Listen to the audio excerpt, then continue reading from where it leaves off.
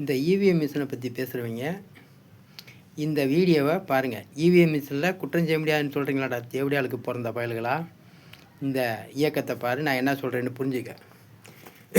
உலகத்திலே நேரடி ஒளிபரப்பில் 2026 தேர்தலுக்கு முன்னாடி இந்தியா பிரதமர் மோடி 100 ஓட்டு போடட்டும்.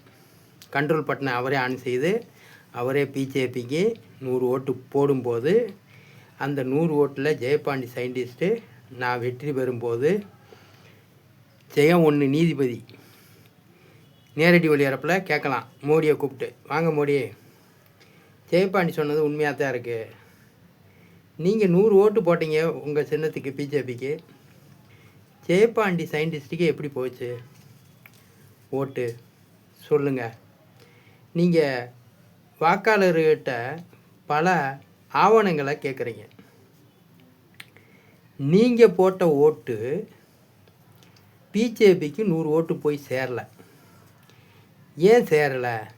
இந்த 60 ஓட்டு எப்படி 70 ஓட்டு எப்படி ஜெயபாண்டிக்கு போச்சு அப்படின்னு கேட்கும்போது, அப்போ ஜெயபாண்டிக்கு பழுது மோடி பதில் பேசுவார்.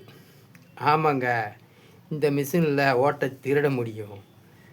அப்போ திருடி தானே இவ்வளோ காலமாக ஆண்டிருக்கீங்க இந்த மிஷினை வச்சு. அதனால் ஜெயபாண்டி சயின்டிஸ்ட் என்ன சொல்கிறீங்க, இந்த மிஷினில் ஓட்டு திருட்டு செய்ய முடியும்னு நிரூபித்த உடனே இந்தியாவில் இருக்கிற அனைத்து அரசியல்வாதிகளுடைய சொத்துக்களை பறிமுதல் பண்ணி இந்தியாவினுடைய கடனை அடைக்கணும்னு சொல்கிறீங்க. அதுவாசி உங்களுடைய சொத்துக்கள்லாம் முடக்கப்படும், இந்தியாவினுடைய கடனை அடைக்கப்படும். அதே மாதிரி 20 கேள்வி 24 ப்ராக்டிக்கல். அதுக்கு உலக விஞ்ஞானிகளும் பதில் சொல்லலாம், இந்திய விஞ்ஞானி பொண்டுக பயல்களும் பதில் சொல்லலாம். ஏன் இந்தியா விஞ்ஞானியை மட்டும் பொண்டுக பயல்கள் என்று சொல்கிறேன் என்றால், அவனுகள் கரெக்டாக இருந்திருந்தால் இந்த மிஷின் வந்திருக்காது. இந்தியாவில் எந்த ஒரு விஞ்ஞானி பொண்டுக பயலும் ஏன் இந்த மிஷினில் போர்ஜரி பண்ண முடியுமையா, இந்தந்த அடிப்படையில் நேரடி ஒளிபரப்பில் வா அப்படின்னு எவனும் கூப்பிட்டு கிடையாது. உலகத்திலே வேலை வாய்ப்பு படிக்கிற பிள்ளைக்கு சம்பளத்தை கொடுத்துட்டு 10, 11, 12 படித்தவனுக்கு வேலை வாய்ப்பு கொடுத்துட்டு அதுக்கு பிறகு தான் இந்த இவிஎம் மிஷின் போட்டி நடத்துகிறேன்னு சொல்கிறேன். அது வாசி தமிழ்நாட்டு தேர்தலை தள்ளி வைங்க. இந்த அரசியல்வாதியை போலி, தேர்தல் நடத்தக்கூடிய தேர்தல் அதிகாரிகள் போலி, அரசு ஊழியர்களுடைய வேலைப்பாடுகள் போலி, மக்களிடம் ஒரிஜினல் ஓட்டை, விலை மதிக்க முடியாத ஓட்டை இந்த மிஷின் மூலமாக திருடுவது தேச குற்ற வழக்கின் அடிப்படையில் இந்த இவிஎம் மிஷின் தமிழ்நாட்டில் தடை செய்ய வேண்டும்.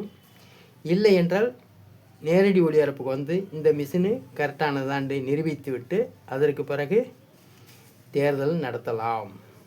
அதற்கு முன்னாடி தமிழ்நாட்டில் உள்ள எடப்பாடியும் ஸ்டாலினும் சேர்ந்து தமிழ்நாடு முழுவதும் தேர்தலுக்கு முன்னாடி படிக்கிற பிள்ளைக்கு சம்பளம் கொடுக்கணும், 10, 11, 12 படித்தவங்களுக்கு வேலை வாய்ப்பு கொடுக்கணும். ஜெயபாண்டி சயின்டிஸ்ட்டு மதுரை மாவட்ட மாணவ மாணவிகளுக்கு படிப்புக்கு சம்பளம், அதே மாதிரி 10, 11, 12 படித்தவங்களுக்கு வேலை வாய்ப்பு 75 நாட்களுக்குள் ஜெயபாண்டி கொடுக்க போகிறேன். அதே 75 நாட்கள் தமிழ்நாட்டு முதலமைச்சர் ஸ்டாலின் எடப்பாடியும் சேர்ந்து, ஏன்னா இந்த நாட்டை ஆண்டிருக்கீங்க தமிழ்நாட்டை, ஆகையால் 2 பேரும் சேர்ந்து தமிழ்நாட்டில் உள்ள அனைத்து மாவட்டத்துக்கும் படிக்கிற பிள்ளைகளுக்கு சம்பளம் ஜெயபாண்டி எப்படி கொடுக்குறான்னு பார்த்து நீங்களும் 75 நாளைக்குள்ளே நீங்களும் கொடுக்க வேண்டும். அப்படி கொடுக்க தவறினால் நீங்கள் தேர்தலில் நிற்கக்கூடாது, இவிஎம் மிஷின் போட்டிக்கு குரல் எழுப்ப வேண்டும். அப்போ உங்களால் முடியலைன்னா ஜெயபாண்டி சயின்டிஸ்ட்டு ஒரு வாடகை வீட்டில், ஒரு இடிஞ்ச வீட்டில் குடியிருக்கிறவன் அவன் செய்ய முடியுமன்ற போது இதை அனைத்து ஐக்கிய நாடு சபைண்டுவான், பெரிய கோலா இருக்காரங்களாம் இங்கே இருக்காங்க, நியாயவாதியெலாம் இருக்காங்கன்றான். எவனாலும் ஒரு நியாயக்காரன் இந்த மாதிரி ஜெயபாண்டி இந்த மாதிரி அசிங்கமாக போட்டிருக்கும்போது இதற்கு பதில் சொல்லாமல் தேர்தல் நடத்தக்கூடாதியா அப்படின்னு எவனாலும் ஒரு அயோக்கிய பைய பேசுகிறானா?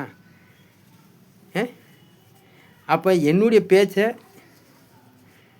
மீறி என்னுடைய கருத்துக்கு பதில் சொல்லாமல் தமிழ்நாட்டில் தேர்தல் நடத்தக்கூடாது. நான் எப்படி பத்திரம் எழுதியிருக்கேன், 75 நாள் தான் கேட்குறேன். 15 வருஷத்தை ஆண்டு முடித்த பிரதமர் பொண்டுப்பைய இந்தியா முழுதும் படிக்கிற பிள்ளைக்கு சம்பளம் கொடுக்க முடியுமா? இந்தியா முழுதும் 10, 12, 11 படித்தவனுக்கு வேலை வாய்ப்பு கொடுக்க முடியுமா? நான் கொடுக்குறேன்னு சொல்கிறேன். எனக்கு 75 நாள் தான் டைம், அதுக்குள்ளே நான் நிறைவேற்றி காமிக்கிறேன்றேன். அதே மாதிரி நீங்களும் அதுக்கான வேலையும் நீங்களும் பார்க்கணும் 75 நாளைக்குள்ளே.